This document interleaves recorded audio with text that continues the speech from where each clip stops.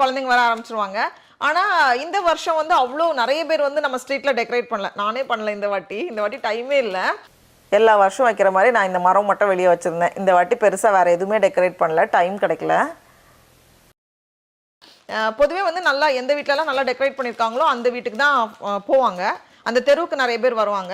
ஆனால் இந்த வாட்டி வந்து நம்ம தெருவில் ரொம்ப கம்மி தான். ஏன்னா மழை வேற பெய்யுது இன்னைக்கு. கம்பளி ஆடு மழையில் நனைஞ்சிரும். கம்பளி ஆடுக்கு கரெக்டான காஸ்டியூம் இது. மழையில் நனைஞ்சாலும் குளிராது.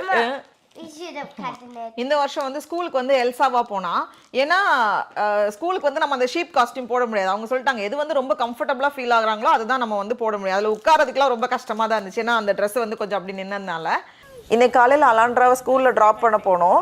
அப்போ வந்து அவங்க கோச் இவங்களை வந்து எனக்கு ரொம்ப பிடிக்கும். அவங்களோட ட்ரெஸ்ஸிங் வந்து ஹாலோவின்னா அப்படியே ஃபுல்லாக அந்த மாதம் ஃபுல்லாகவே வந்து அவங்க கம்மல்ல இருந்து சாக்ஸ் வரைக்கும் வந்து ஒரே பம்கின் பேய் அந்த மாதிரியே வந்து காஸ்டியூம் போட்டிருப்பாங்க. இன்னைக்கு வந்து ஹாலோவின்ங்கிறதுனால எல்லாருமே வந்து அந்த மாதிரி ட்ரெஸ் போட்டிருக்காங்க. எல்லா டீச்சர்ஸும் ஸ்டாஃப் எல்லாருமே அது மாதிரி ட்ரெஸ் பண்ணியிருக்காங்க. பாய் பாய்.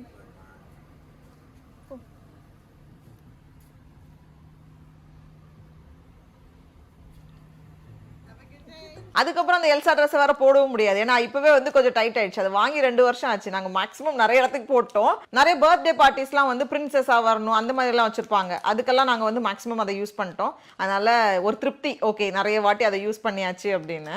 இங்க பாருங்க, உனக்கு காதை ஃபிக்ஸ் பண்ணியாச்சுடா. போன வாட்டி நம்ம பண்ண கம்பளி ஆடோட காது அவளுக்கு